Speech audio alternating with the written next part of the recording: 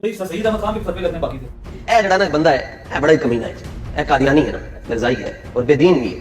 ए मैनू कहन सर सैयद मुझाले में तकलीफ हो गई जी, सर सैयद के खिलाफ क्यों बोले? कहता ये बानी है, तेनू बड़ी परेशानी है, ये पाकिस्तान का बानी है। मैं क्या किसी और पाकिस्तान का बानी है? जिस पाकिस्तान का मतलब क्या ला इलाहा इल्लल्लाह ओदा बानी। यार एक खातून एडवोकेट है, उनकी एक ऑडियो वायरल हुई है पिछले दिनों 35 मिनट की, जिसमें उन्होंने टीएलपी वालों से पूछा कि यार ये बता दो कि जो 44 बंदे फौत हुए थे ये किसके लिए हुए थे? नामूस रिसालत के लिए हुए थे? सफीर निकालने के लिए हुए थे? सफीर किधर गया? वो आप तो अपने पर्चे खत्म करा के आ गए, आप अपने 4 शेड्यूल खत्म करा के आ गए, आप अपने बंदे क्या टोटल अपना 1-2 चाबी वाले खिलौने रिहा करवा के आ गए। उन्होंने कहा मैं नहीं कह रहा, तो उन्होंने ये कहा, मतलब इस तरह के लुबे लुबाब था इसमें। और दूसरा उन्होंने ये कहा कि यार वजीराबाद में जो मायदा हुआ था वो खुफिया अभी तक गवर्नमेंट और आपके दरमियान, उसमें क्या ये तो नहीं लिखा हुआ कि जनाब 4 शेड्यूल खत्म कराओ, पर्चे खत्म कराओ, बंदे हमारी क्या तैयार करा दो, बाकी भाड़ में जाए सारे। अभी तक आधे बंदे कई बेचारे जेल में थे। और फिर हम इस मामले पर फ्रांस वाले पे दोबारा सड़क बंद नहीं करेंगे, धरना नहीं देंगे, बस अपने बंदों को राजी करने के लिए तकरीरें शक्रीरें करते रहेंगे। ये ऑडियो लीक हुई और इनके ग्रुपों में ये चाहे गोइयां शुरू हो गई, इनके कारण कहने लगे कि यार ये बाबा जी रहमतुल्लाह अलैह जैसी अजीम हस्ती अचानक कैसे फौत हो गई, और उस पर किसी ने पूछा नहीं, कोई मुलविस तो नहीं था,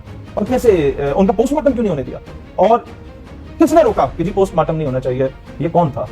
ये बातें जब चलना शुरू की तो टॉपिक से तवज्जो हटाने के लिए सर सैयद को उन्होंने बीच में रगड़ना शुरू कर दिया। इनको तो ये इस तरह के जाहिल पिछले दौर में भी मौजूद थे, जिन्होंने जनरल अयूब के कहने पे मोहतरमा फातिमा जहां पे भी फतवे डाल दिए थे। वो औरत जिसने सारी जिंदगी शादी नहीं की कि मैं अपने भाई काज़ी आज़म के साथ दूंगी, इन जाहिलों ने तो, इस तरह के जाहिलों ने काज़ी आज़म पे भी कुफर के फतवे लगाए कि भाई ये तो सरागा खान के फॉलोअर हैं।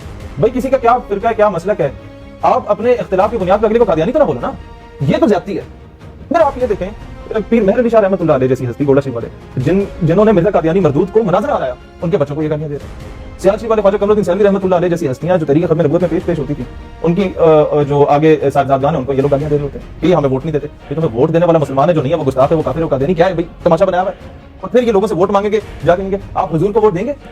तो एक तगड़ा बाबा है ना मिल गया, उसने कहा जी हुजूर का दुश्मन कौन होता है? कहता काफिर होता है।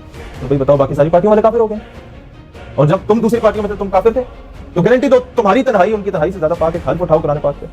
फिर शाह नूरानी रहमतुल्लाह अलैह जिन्होंने कादियानियों को काफिर करार दिया असेंबली में जाके, उनके बच्चों को ये गालियां निकाल रहे हैं। दावत इस्लामी वाले जिनका मुरीद था मुमताज कादरी और गाजी तनवीर कादरी बरतानिया वाले, जिन अतारियों के नाम पे ये सियासत कर रहे हैं, ये पॉलिटिकल पार्टी बना के बैठे वोट बटोर रहे हैं, चंदे बंदे बटोर रहे हैं, उन दावत इस्लामी वालों को ये गालियां निकाल रहे हैं। सारी सियासत इनकी 295C पे आवाम को स्पेन लोगों ने बेवकूफ बनाया। 295C लिखने वाला डॉक्टर तारिक कादरी उस पर ये कहते हैं ये काफिर है, काफिर नहीं है तो ये जनाब गद्दार है, या गुस्ताखों का यार है, या पादरी है।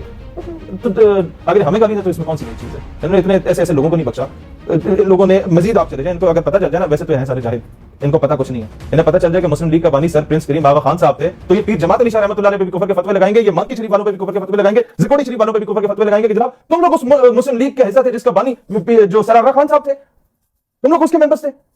ये लोग कहेंगे नहीं नहीं नहीं ये तो भी बड़ा गलत हो गया, फिर ये पाकिस्तान के खिलाफ हो जाएंगे, पाकिस्तान भी फतवा डाल देंगे। वो नहीं है, इनको जहां चाबी चलाओ खिलौने की तरह मोड़ दो, टिल्ट कर दो, इधर कर दो, ये उधर कर दो। वो बाबा जी रहमतुल्लाह अलैह थे, दिलेर आदमी थे, रिजवी साहब अल्लाह उनके दर्जात बुलंद फरमाए। उसके बाद तो मरूसी सियासत है। अब इनके लीडर में या बिलावल में क्या फर्क है? वो जरदारी का बेटा या रिजवी साहब का बेटा, इनमें या फजल रहमान साहब में भी कोई फर्क नहीं है। वो मुफ्ती महमूद साहब के बेटे हैं, ये रिजवी साहब के बेटे हैं, या वो मरियम बीबी नवाज शरीफ की बेटी है, ये अपने वालिद के बेटे हैं, तो आगे। और इतने में इन्होंने छोटा खिलौना भी जारी कर दिया कि जनाब बड़े को कुछ हो जाए तो छोटा खिलौना सामने आ जाए। वो ऐसी उठपटांग बातें करते तड़िया बंदे को लगाना होता है कि उसकी बात की गौर से परजी शऊर देखे और पूरी तकरीर सुने उसकी, तो कहेगा अपना सर दीवार में मारे कि यार क्या हो क्या रहा है?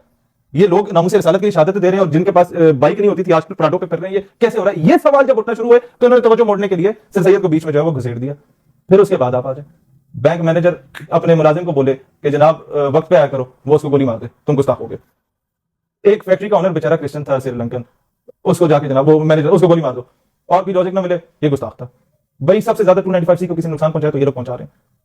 कादियानी हरामजादों का सबसे ज्यादा अगर फेवर कोई कर रहा है तो ये लोग कर रहे हैं अपनी हरकतों की वजह से।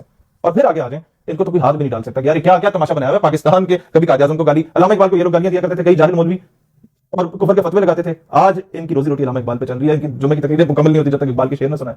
वही इन्हें कहता था जमन बसूफी उम्मुल्लाह सलाम है, उसकी तशरीह जाके लोग पढ़ लेने समझ आ जाएगी यार तुम्हारे बारे में क्या बोल गया था। इनको कुछ कह नहीं सकता, इनको फौज भी कुछ नहीं कह सकता, इनको कुछ बोले ना कहेंगे तुम भी कादियानी, वो कहेंगे माफ करो, तो और जो मर्जी गाली दो, ये वाली गाली ना दो हमें। तो आवाम को समझना चाहिए भाई, आप इसमें हमें ना घसीटे इन मामलों में, आप अपनी सियासत करें, हम अपना काम कर रहे हैं, हमें इन चीजों में ना लाए। हमने